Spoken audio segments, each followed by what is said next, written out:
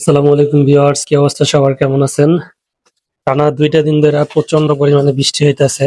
তো আমার ড্রাগন ফলের কি অবস্থা আমি এখন পর্যন্ত দেখতে পারি নাই।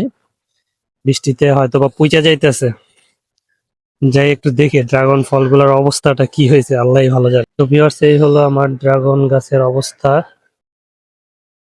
নতুন ফুলগুলা বড় হইতাছে, রোদ না পাওয়ার কারণে এগুলো নষ্ট হয়ে যাব। যেগুলা অলরেডি সব পচে গেছে, এই যে এটা নষ্ট হয়ে যাবে, এটা পচে গেছে,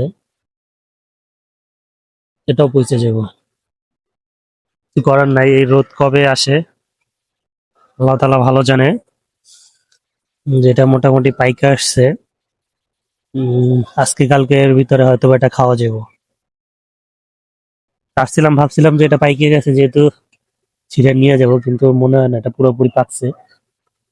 আরো একদিন অপেক্ষা করে দেখতে হবে।